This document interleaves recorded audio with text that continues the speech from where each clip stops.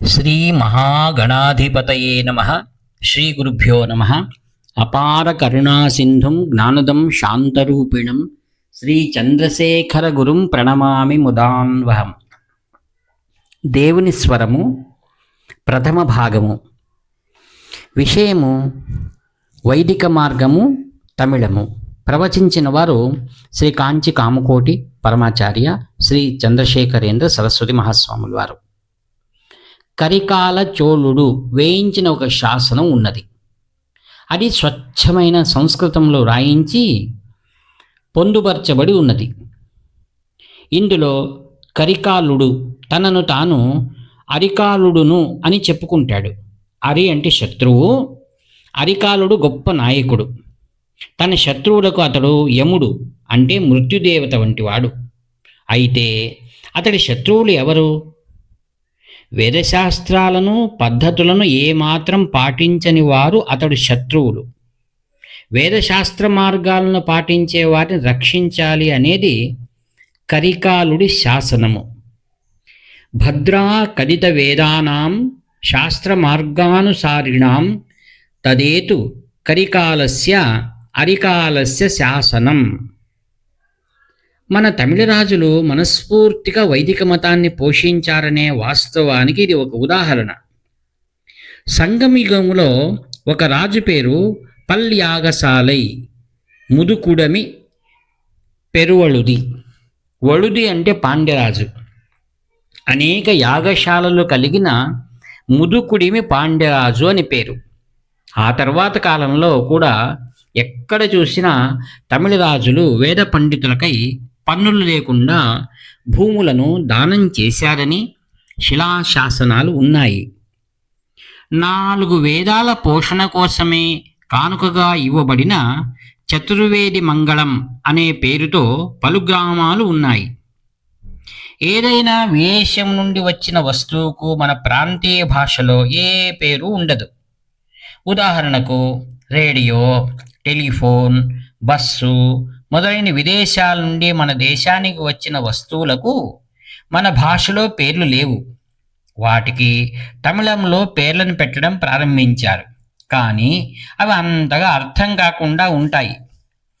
కొత్తగా తయారైన ఆ పదాలను ఆచరణలో వాడటం అంత సులువుగా అనిపించదు. కొందరు అన్నట్టు వేదాలు, యజ్ఞాలు మొదలైన ప్రాచీన తమిళ నాగరికతకు బాహ్యమైనవని, తరువాత కాలంలో వచ్చినవి అయి ఉంటే వేదాలు, యజ్ఞం వంటి వాటికి సమానార్థకాలైన తమిళ పదాలు ఉండేవి. చాలా ప్రాచీన తమిళ సాహిత్యంలో కూడా వేదాన్ని మరై, యజ్ఞాన్ని వేళ్వి అని చెప్పి గొప్పగా పొగిడారు. అటు సంస్కృత పండితులు, ఇటు తమిళ పండితులు ఇద్దరూ ఈ పదాలు ఎంతో అర్థమైనవి అని ఒప్పుకుంటారు. వేళ్వి అంటే వెట్టల్ నుండి వచ్చినది. అన్ని ధర్మాలకు ఆధారమైన వేదాలు పేర్లలాగే ఉండాలి. అంటే అవి బయట కనిపించరాదు. అంటే వాటిని అందరూ పాటించకూడదు. బాగా ఆచారాలను పాటించేవారే వాటిని రక్షించాలి. మరై అనే పదానికి అంత గొప్ప ఆంతర్యం ఉన్నది. వైదిక సంస్కృతి, యజ్ఞాలు చేయడం వంటివి తమిళనాట లోతుగా వేర్లు పాతుకుపోయి లేకపోయి ఉంటే నాగరికత, సంస్కృతులకు అద్దం పట్టేలా వ్యక్తీకరించే అంత చక్కని తమిళ పదాలు వాడుకలోకి వచ్చి ఉండేవి కావు. ఎళుదుకిలవి అంటే వ్రాతలేని భాష అని ఒక తమిళ పదం ఉన్నది. ఇది ఎందుకు ఉన్నదంటే వేదాలు వినికిడి చేత మౌఖికంగా పునరుచ్చరిస్తూ ఒక తరం నుండి ఒక తరానికి చేరాయే కానీ వ్రాసి చదువుకోబడలేదు. సంస్కృతంలో కూడా వేదాన్ని శృతి అంటారు. ఎందుకంటే అది విని నేర్చుకునేది. తమిళంలో ఉన్నంత స్ఫుటంగా వేద లక్షణాలను సూచించేందుకు సంస్కృత భాషలో సైతం మరై వంటి పదమే లేదు. వేదానికి ఉన్న 6 భాగాలను షడంగ అంటారు. షడంగ నుండే ఈ ధార్మిక క్రతువులలో సడంగు అనటం మొదలుపెట్టారు. తమిళనాట ప్రాచీన కాలం నుండి వైదిక విధులను నిర్వర్తించే ఆచారం కనిపిస్తుంది అనడానికి ఆధారాలు ఉన్నాయి. నా అభిప్రాయంలో తమిళమారై అంటే తమిళ వేదం అని పిలువబడే తిరుక్కురల్ పూర్తిగా వైదికమైనదే. వైదిక మతంలో పితరులకు మొదటి స్థానం ఇవ్వబడింది. వేదయజ్ఞం రెండవ స్థానంలో ఉంటుంది. పితరులకు ఇచ్చే నీరు పితృతర్పణం, వార్షిక దివసం అనగా ఆబ్ధీకము అయిన తర్వాతే వేద పూజను చేయాలి. తిరువళ్ళువర్ కూడా ఇదే క్రమంలో చెప్పాడు. నివేదనను మొదట పితరులకు చేసి తర్వాత దేవతలకు, అతిథులకు, బంధువులకు, ఆ తరువాత తనకు తాను చేయాలి అని తిరువళ్ళువర్ అంటాడు. మొదలు పితరుల గురించి మాట్లాడిన తరువాతే దేవతల గురించి మాట్లాడుతాడు.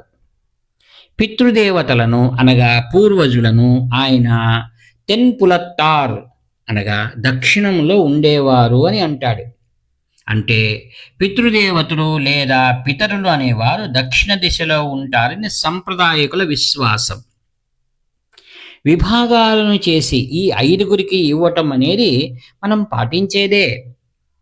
ఇంతేకాక 6వ భాగం రాజాజ్ఞ చేత పన్నుగా కనపడేది. పన్ను కట్టిన తరువాత మిగిలిన 5 భాగాలుగా చేసి ఒక భాగం మాత్రం తనకు పెట్టుకోవాలి.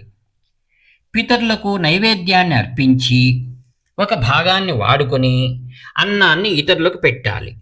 ఒక వంతు గుడికి వెళుతుంది, ఒక భాగం అతిథులకు చేరుతుంది. ఆ మిగిలిన ఒక వంతు మాత్రమే ఆ వ్యక్తి సొంత కుటుంబానికి మిగులుతుంది. వైదిక మతం తిరువళ్ళువర్ చెప్పిన ఈ ధర్మాన్ని మించి ఏ సామ్యవాదము ఉండదు. త్యాగం అనేది వైదిక మతానికి పునాది. ఎవడూ తన కోసం మాత్రమే బ్రతకరాదు, లోకం మేలు కోసం బ్రతకాలి. తిరువళ్ళువర్ కూడా అదే అంటాడు. అది తమిళమరై, తిరుక్కురల్ కావచ్చు, లేదా ప్రవర్తనకు సంబంధించిన ఇతర తమిళ వాంగ్మయం కావచ్చు. అన్నీ వైదిక ప్రయోగాల నుండి వచ్చాయి. వైదిక మతం చెప్పినదే తిరువళ్ళువర్ చెప్పాడు.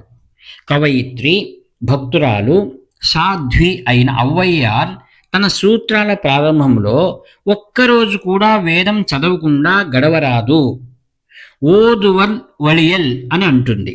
అంటే వేదాధ్యయనాన్ని ఒక్క పూట కూడా విడవరాదు అని అర్థం. ఆళ్వార్లు, తిరుమురై పాడినవారు కూడా వేదాలకు వాటి వివిధ శాఖలకు అనుబంధించి భగవంతుణ్ణి ప్రశంసను చేశారు. తీర్థస్థలాలను వర్ణించే వేళ ఒక్కచోట కూడా ఆ స్థలం వేద శబ్దంతో నిండి ఉందని, హోమధూమంతో నిండి పూర్ణమై ఉన్నదని చెప్పటం మర్చిపోరు.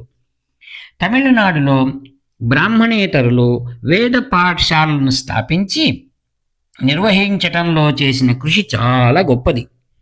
వారు ధన రూపేణ, భూమి రూపేణ ఎంతో దానం చేసి ఈ గొప్ప ధర్మానికి ఎంతో సహాయపడ్డారు.